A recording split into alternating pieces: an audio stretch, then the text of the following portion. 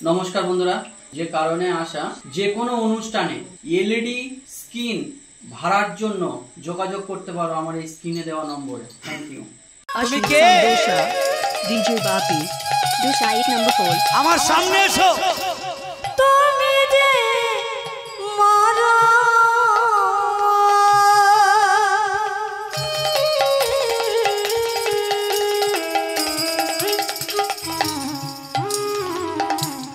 এত ডাকি তোমার কৃপা পাই না,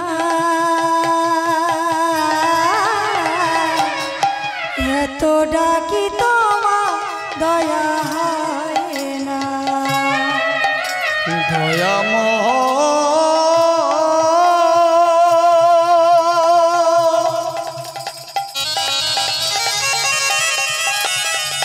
হে দয়া হে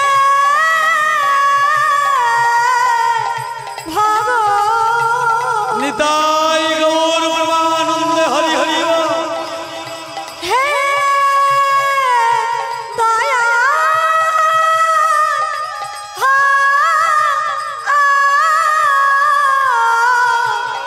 হরি হে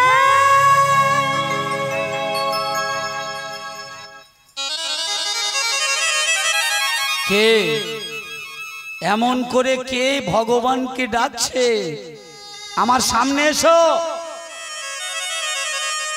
মাগো যখন এই কথা বলেছে না, ওই সাপটা দুলতে দুলতে দুলতে আসছে। সাপটা দুলতে দুলতে এসে রাজা মশাইয়ের আষ্টে পৃষ্ঠে জড়িয়ে বদনের কাছে এসে দাঁড়িয়েছে। রাজা চমকে গিয়ে থরথর করে কাঁপছে। মানুষকে জড়িয়ে ধরেছে সাপ, ভয় তো অবশ্যই হবে। একেবারে চোখে চোখ রেখে ছেলেটা বলে ওঠে আস্তে, বাবা বাবা। হ্যাঁ, সাপে কথা বলে? আমি কি ঠিক শুনছি? হ্যাঁ বাবা, আমি যে জাতিস্বর,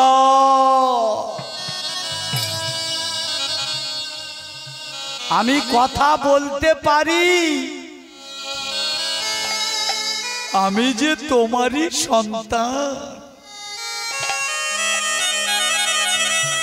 কিন্তু বাবা একটা দুঃখ থেকে গেল,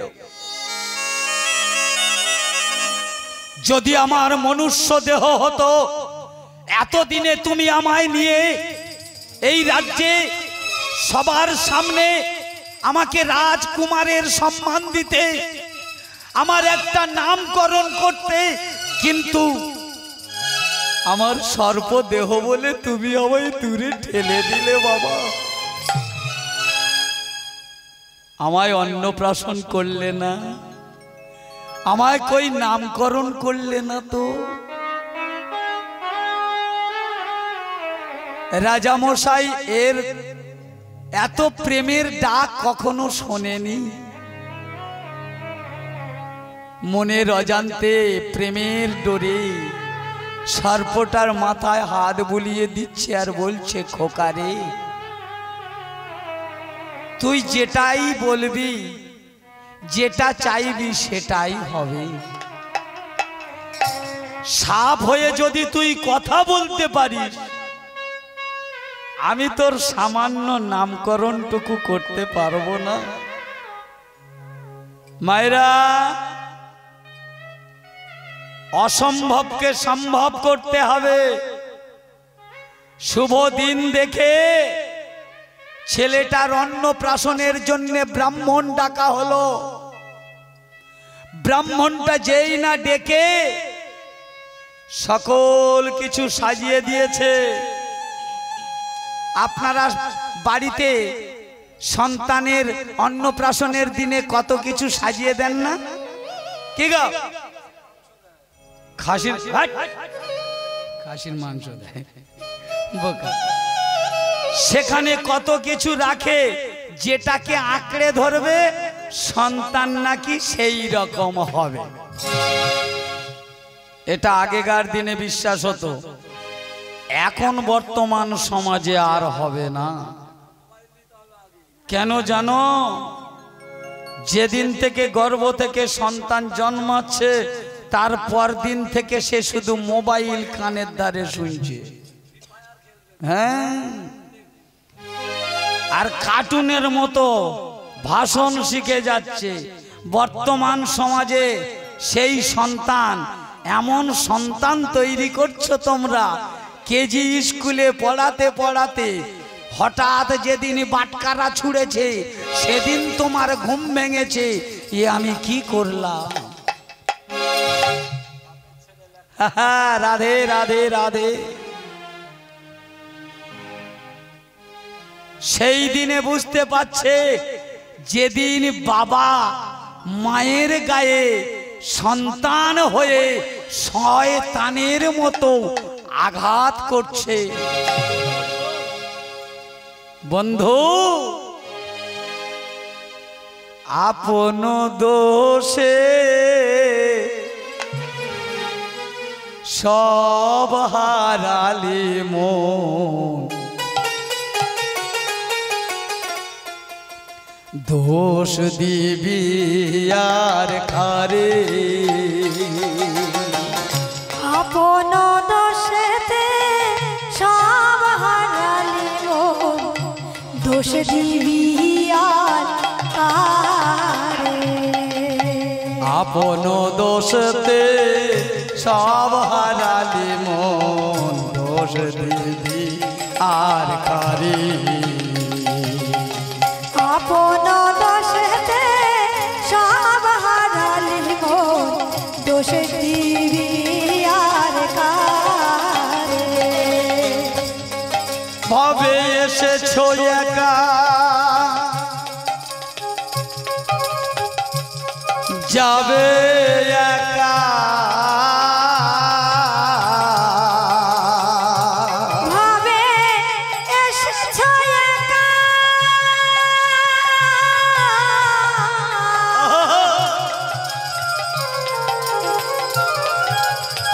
যাবে একা।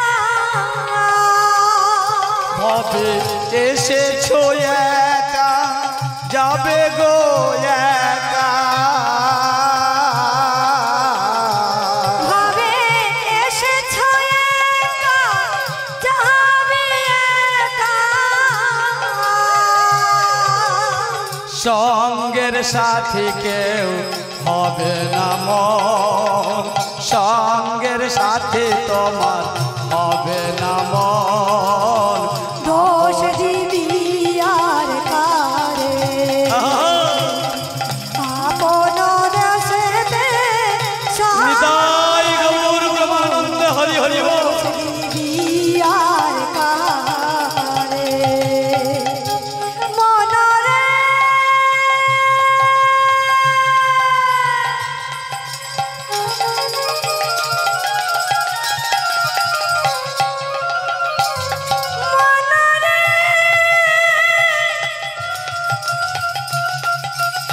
ও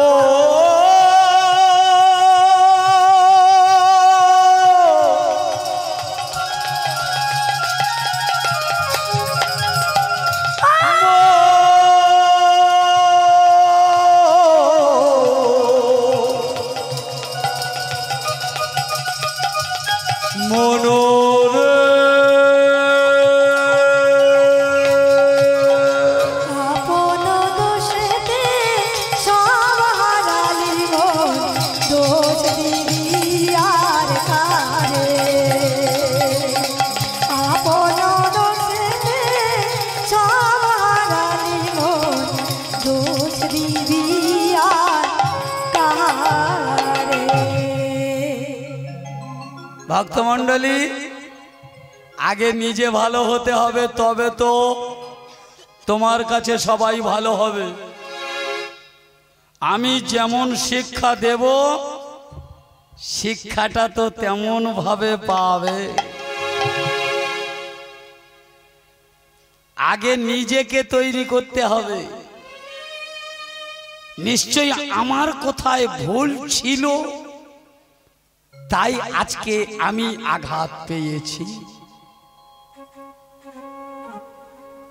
আমরা বাইরে সাজ পোশাকে সবাই মানুষ, কিন্তু তাদের মধ্যে, এই মানুষের মধ্যে কত আমরা বেহুশ, সেটা সে নিজে নিজে জানে। ডিগ্রি দেখাবে, আমি উকিল, আমি পুলিশ, আমি ব্যারিস্টার, এটা তো তুমি বাইরে এসে পেয়েছো কদিনের জন্যে। डिग्री देने वाला यही है, लेने वालाओ तो सही है। অর্থের অহংকার দেখাচ্ছ, যে অর্থ তোমার দেহের কাজে লাগলো না, যত বলতা এসে সব খেয়ে চলে গেল, সে অর্থের মূল্য কি? যে বিষয় ভিমরুলে ভোগ করছে, সে অর্থ নিয়ে তোমার গর্ব কি? আগে তোমার জায়গাটা তুমি তো ঠিক করনি, এই জন্য এই জমির আল ভেঙে কখন ভিমরুলে চাক বেঁধে বসে আছে, এলেই পর ছবল দেবে, হুল ফুটিয়ে দেবে। খুব সাবধান। তবে এমন একটা দিন আসবে, প্রতিটা মানুষের সেই দিনটার জন্য অপেক্ষা করতে হবে। কবে জানো? সেদিন শুধু চোখের জলে ভাসবে। তুমি টাটা হও আর বিড়লা হও, ভারতের প্রধানমন্ত্রী সেও পর্যন্ত বৈষ্ণবের চরণে প্রণাম করে জানিয়ে দিয়েছে, টিভির চ্যানেলে, খবরের কাগজের পাতায় আপনারা প্রত্যেকে দেখেছেন, মুক্তি যদি পেতে চাও আগে বৈষ্ণবের চরণ ধরো। আর না হলে ভবিষ্যতে কি হবে জানো? হ্যাঁ, সেদিন কেঁদে কেঁদে বলতে হবে এই দালান কোঠা পড়ে থাকবে, আর তুমি এমন জায়গায় থুবড়ে থাকবে, কেঁদে কেঁদে বুক ভাসাবে। আর কি বলবে জানো? ও দিন বন্ধু রে,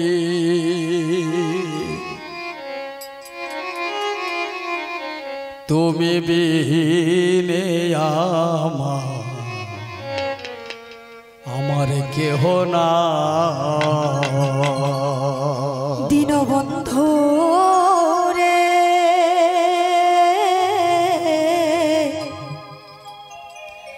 তুমি বিনে আমার কেহ না।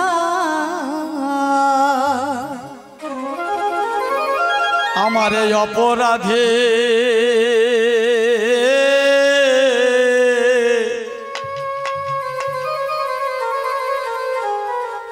এই দেহ লইয়া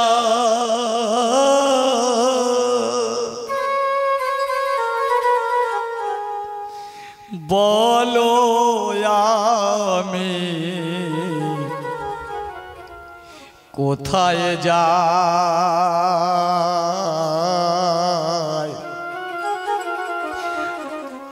আমার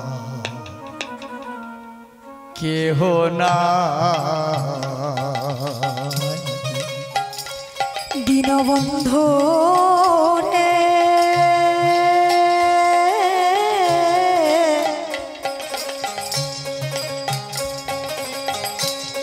তুমি বিনে আমার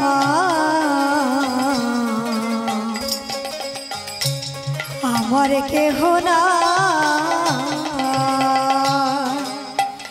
আমার অপরাধী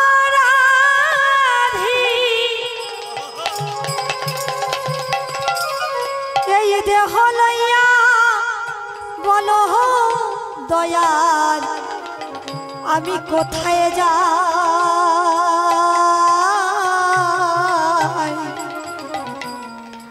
আমার কেহ না। দীনবন্ধু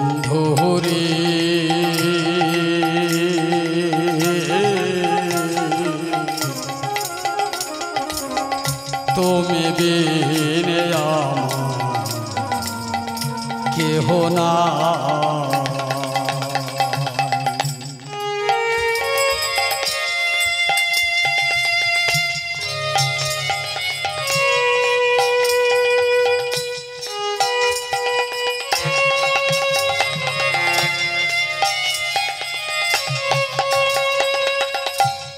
যারাই আমার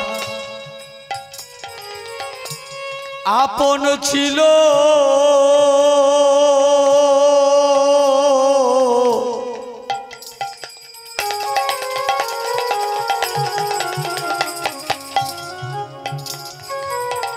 তারা সবাই আমার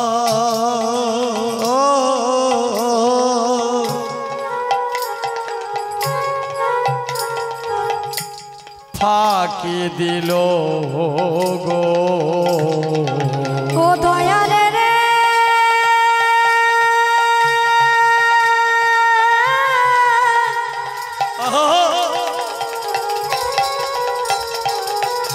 ও দয়ালে আমার যারাই আমার আপন ছিল এইভাবে যারা আমার আপন ছিল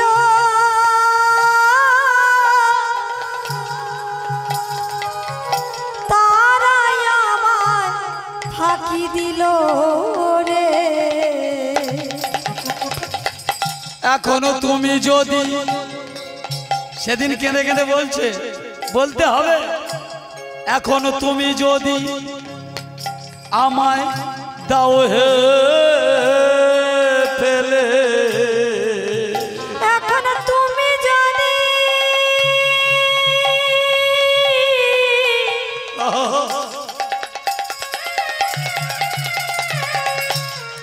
আমায় দাও হে ফেলে আমার দাঁড়াইবারে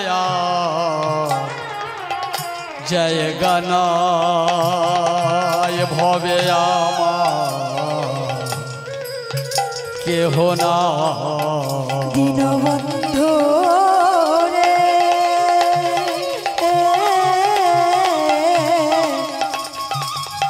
তুমি নিতাই গৌর প্রেমানন্দে হরি হরি বল।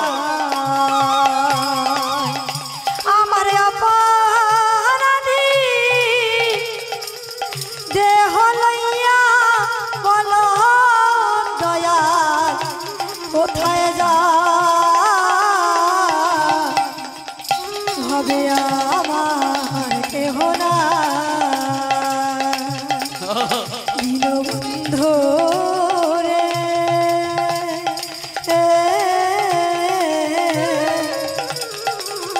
তুমি বিনে আমার কেহ না।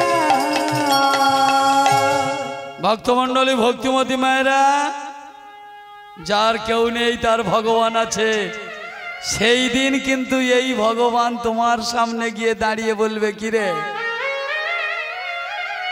কথা দিলি এক কাজ করলি আর এক। যেদিন কষ্ট পেলি সেদিন বললি ভগবান আমি ওপারে গিয়ে যা বলবে তাই করব, আর এপারে এসে সব ভুলে গেলি। হ্যাঁ, আবার সেই শেষের দিনে সেই আমাকেই ডাকলি। তা ডেকেছিস যখন আমার কোলে আয়, যতক্ষণ না গোবিন্দের খেয়াই উঠবে ততক্ষণ পর্যন্ত মনে শান্তি পাওয়া যাবে না।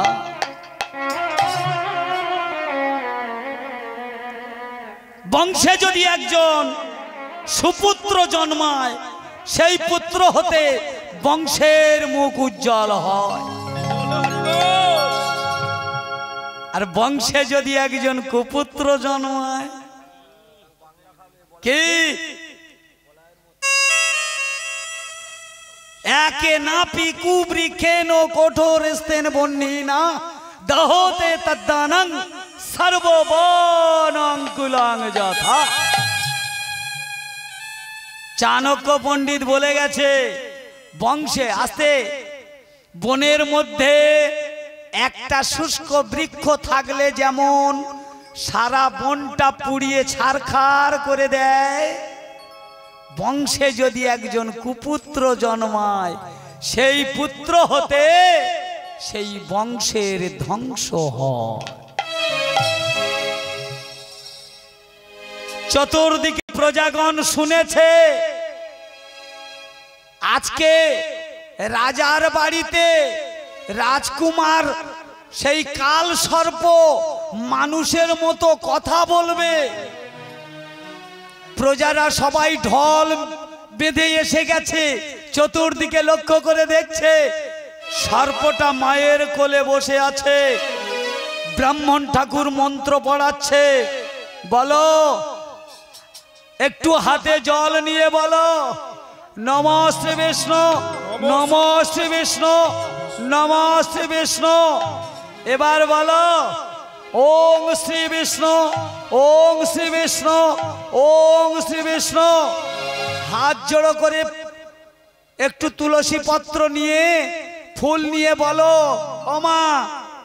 যখনই বলেছে, ছেলেটা তখন বসে থাকতে থাকতে ব্রাহ্মণ ঠাকুরকে বলছে, সেই কাল সর্প, ঠাকুর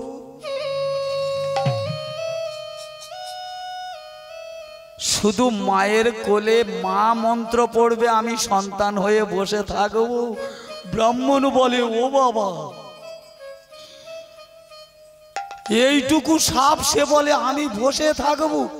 ঠিক আছে বাবা, তুমি মন্ত্র যদি বলতে পারো বলো। এইবার সর্পটা মায়ের কোলে দুলছে, আর ব্রাহ্মণ ঠাকুর মন্ত্র বলছে।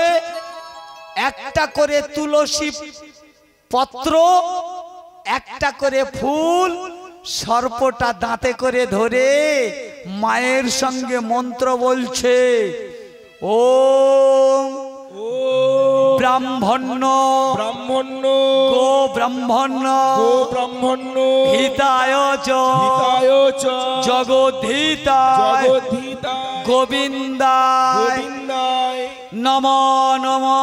নমো নমঃ। আবার ফুল নাও, বলো।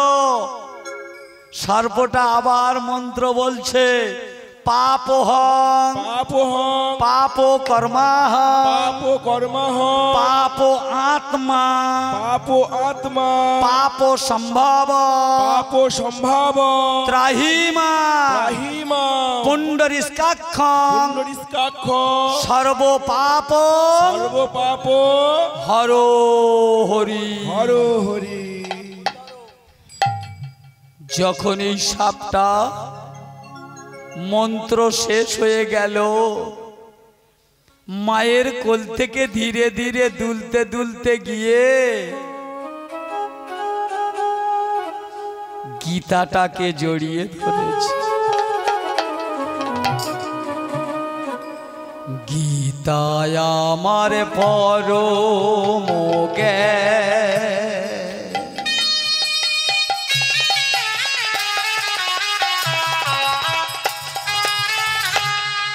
গীতায় আমার ধ্যান,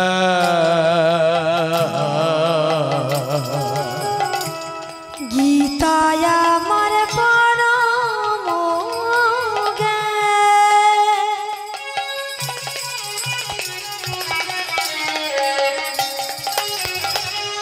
গীতায় আমার ধ্যান। গীতা ছাড়া মোর জীবনে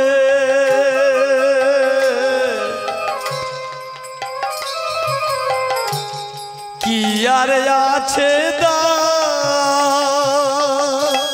গীতা ছাড়া আমার জীবনে কি আর আছে দাম?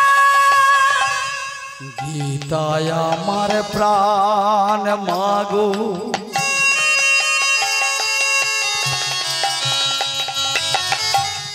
গীতায় আমার জ্ঞান,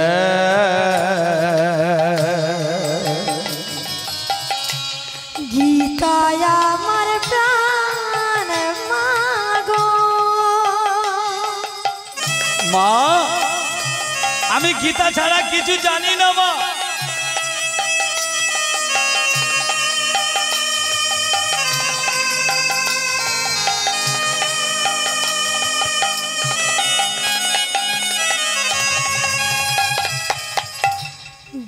গীতায় আমার প্রাণ মাগো। এই যে রাজামশাই আমার ধ্যান দেখেছেন দেখেছেন, এ সন্তান সামান্য সন্তান নয়, আমার জীবনে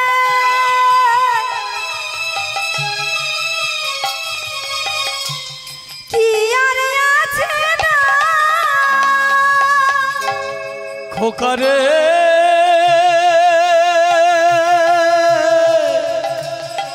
ওরে খোকা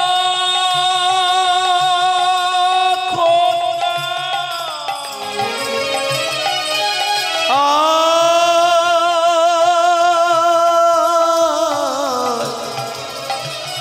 বুকে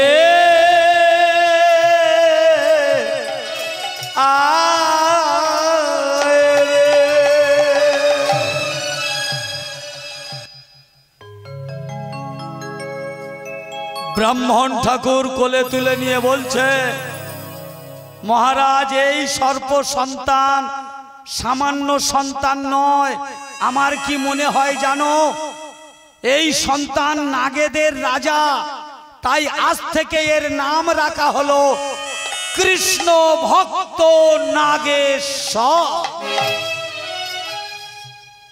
কারণ এই গীতা ছাড়া কিচ্ছু চেনে না, ভগবান ছাড়া কিচ্ছু জানে না। দেখতে দেখতে বেশ কিছুদিন হয়ে গেল, এই যে মা সকলে 16 বছর বয়স হয়েছে, সর্পটা বিশাল আকার নিয়েছে। এখন সে রাজামশাইয়ের পাশেই বসে থাকে, যত বড় বিপদ আসে পুত্র আগে থেকে বলে দেয়, বাবা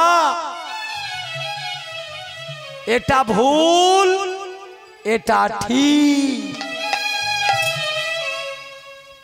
হঠাৎ একদিন বাবাকে প্রশ্ন করছে, মহারাজ আমি একজন প্রজা হিসাবে আপনার কাছে একটু দাবি রাখতে চাই। কি বাবা? এই প্রজাপালকের সামনে আমি আপনার কাছে একটি দাবি, সন্তান জ্ঞানে নয়। পৃথিবীর রাজা হলো শ্রেষ্ঠ, তিনি পরম পিতা, আর এই প্রজা হলো তার সন্তান, তাদের মধ্যে আমিও একজন। আজকে আমার মনে জানতে ইচ্ছে হয়েছে, সন্তানের দেখাশোনার জন্যে, পালন করার জন্যে, তার প্রত্যেকটি কর্ম করার জন্যে কার প্রয়োজন? রাজা সঙ্গে সঙ্গে বলে উঠল, সন্তানের সব থেকে বড় সম্বল হলো পিতা। কেন? পিতা হতে জন্ম হয় পুত্র কন্যাগণ, পিতার যতনে হয় আদরে পালন, জ্ঞান নীতি ধর্ম কর্ম আনন্দিত মনে, সন্তানে শিখায় পিতা পরম যতনে। অসহায় অবস্থায় পিতাই সহায়, প্রাণ দিয়া সন্তানের বিপদে বাঁচায়। সন্তানের দুঃখ পিতা দেখিতে না পারে, সদা চেষ্টা করে তারে। কেন বলো তো? সন্তান রক্ষিবার তরে। পুত্র যদি কখনো করেন তিরস্কার, এই জায়গাটায় ধর্ম নষ্ট হলো। যে বাবা নিজে না খেয়ে আধ পেটা খেয়ে সন্তানকে মানুষ করেছে, সেই খাবারটা সন্তানকে খাইয়েছে, সেই সন্তান যদি আগুন স্পর্শ করে, ওরে ভাই, পৃথিবীর মধ্যে যত তীর্থে যাও না কেন, যত সাধু সঙ্গ করো না কেন, যত হরে কৃষ্ণ বলো না কেন, মেন তীর্থ হলো বাবা আর মা। আগুনে যদি কেউ একবার হাত দিয়েছো, এ শাস্তি তাকে পেতে হবে, হবে, অবশ্যই হতে হবে।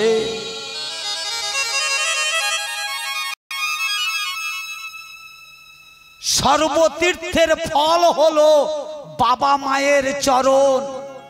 বাবা চুরি করেছে, ডাকাতি করেছে, মাঝির কাজ করে তোমায় জন্ম দিয়েছে, এটা ভুলে গেলে চলবে না। আর যে হবে নাস্তিক, যার মধ্যে ভক্তি নাই, সে ওই আগুনটা আগে ছুটে ধরতে যায়। তবে ওটা ক্ষণস্থায়ী, পুড়ে ছাই হতে হবে, সময়ের অপেক্ষা। যদি সুসন্তান হয়, পিতা মাতার অনুগত হয়। পঞ্চ পাণ্ডব তারা কোনোদিন পাণ্ডুকে ঘৃণা করেছিল? যেদিন কুন্তী নদীর ঘাটে ছুটে গিয়েছিল, তুই আমার ছেলে বলে দাবি করেছিল, সেদিন কর্ণ কি কুন্তীকে দূরে সরিয়ে দিয়েছিল?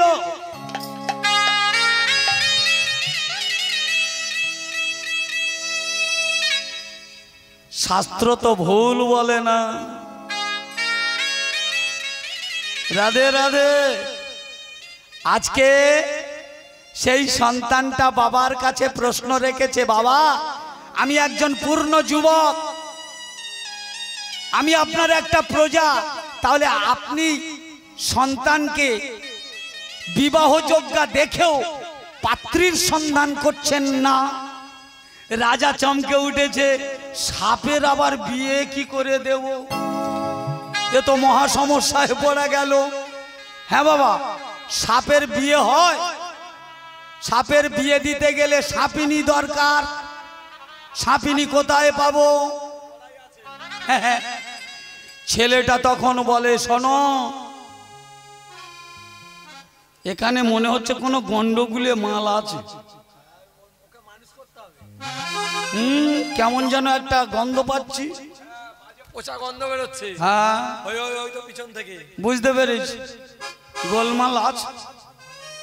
থাকবে ধানের ভেতরে দু চারটে ওরা থাকে, অসুবিধে কিচ্ছু নেই, ও সব জায়গায় আছে। রাধে রাধে। ব্যাপারটা কি জানেন? ছেলেটা যেই বলেছে বিয়ে দিতে হবে, চমকে উঠেছে, সাপিনী কোথায় পাবো? ছেলেটা বলছে, কেন বাবা, তুমি কি জানো না, যে করে আমার আশ আমি করি তার সর্বনাশ, শত দুঃখে যে না ছাড়ে আমার পাশ, আমি হয়ে থাকি তার দাসের দাস। আমি যখন ভগবানকে ভালোবেসে ফেলেছি, তাহলে আমি কেন এইভাবে থাকবো? আমাকে তোমার বিয়ে দিতে হবে। উপায় বলে, উপায় আমি বলে দেব। ওগো দক্ষিণ দে সেতে রাজা,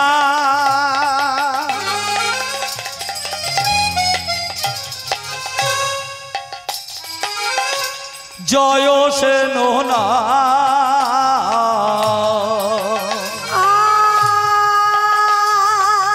দক্ষিণ দে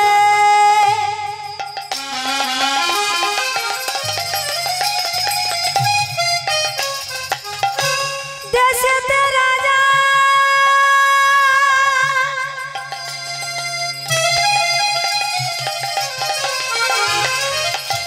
জয় সেন না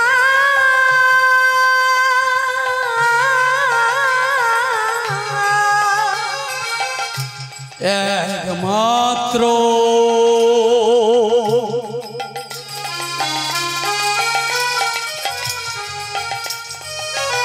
কন্যা তাহা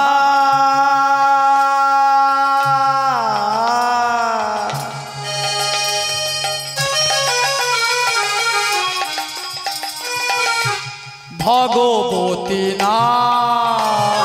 আর একমাত্র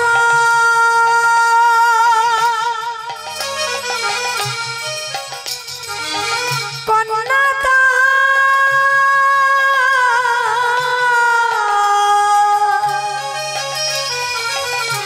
ভগবতী না। এক ফুলেতে ওজন হবে, এক ফুলেতে ওজন হবে, কন্যা এক ফুলেতে ওজন হবে, এক ফুলেতে ওজন হবে, সে যে দুই ফুলেতে হবে না গো, এক ফুলেতে ওজন হবে, সে যে নিত্য কৃষ্ণ ভজন করে, এক ফুলেতে ওজন হবে, কৃষ্ণ কৃষ্ণ বলে কাঁদে, এক ফুলেতে ওজন হবে, সে যে কৃষ্ণ বিনে আনে জানে না, এক ফুলেতে ওজন হবে, সে যে কৃষ্ণ কৃষ্ণ নিতাই গৌর ব্রহ্মানন্দ হরি বল। ওজন হবে, কৃষ্ণ কৃষ্ণ কৃষ্ণ বলে, কৃষ্ণ বিনে আর জানে না, এক ফুলেতে ওজন হবে, সে যে কৃষ্ণ কৃষ্ণ। হরি বল হরি বল।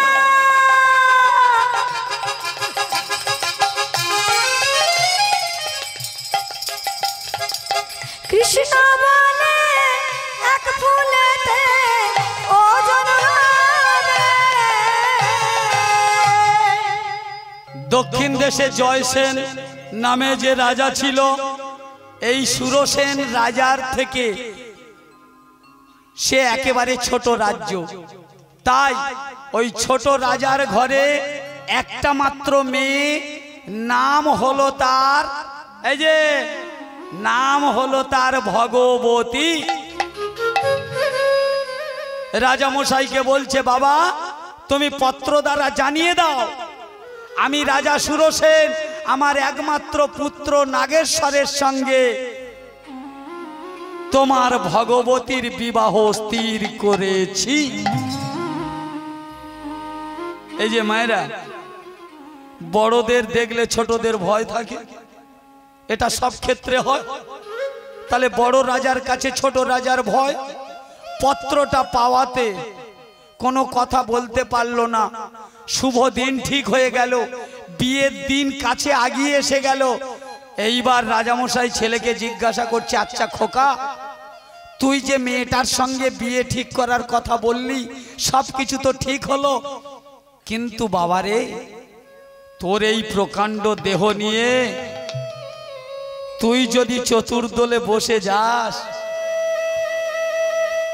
বাহ্যিক জগতে আমার রাজ্যে না হয় মেনে নেবে, কিন্তু ওই রাজ্যে তোকে দেখে কেউ মেনে নিতে পারবে কি? কারণ তুই তো একটা প্রকাণ্ড দেহ নিয়ে সর্প। অতএব বাবা এই বিয়েটা কেমন করে হবে? বলে, বাবা ও কথা চিন্তা করো না, বৃদ্ধ মন্ত্রীকে শুধু আমার কাছে পাঠিয়ে দাও। বৃদ্ধ মন্ত্রীকে পাঠিয়ে দেওয়া হলো। বৃদ্ধ মন্ত্রীর কাছে চিঠি লিখে বলে দিল, যাও তুমি এটা জয় রাজার কাছে পৌঁছে দাও। যেমনি পৌঁছে দিল, চিঠিটা পড়ে দেখছে, চিঠিতে লেখা আছে,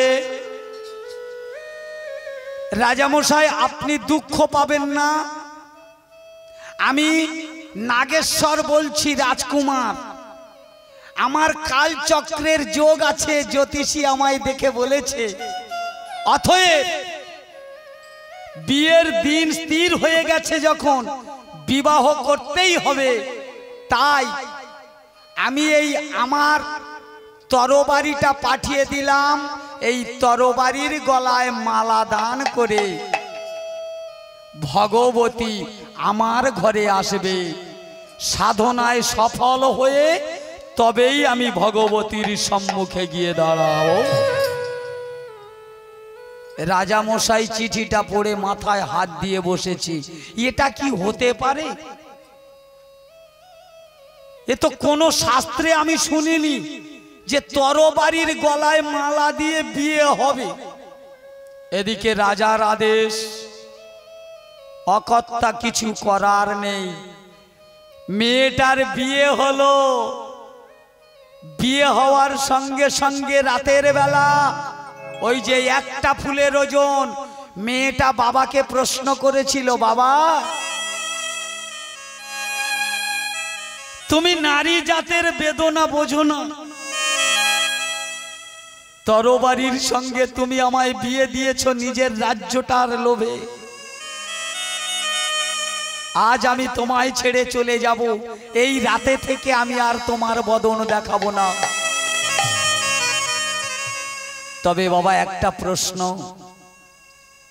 তুমি কি জানো যেদিন থেকে জ্ঞান হয়েছে সেদিন থেকে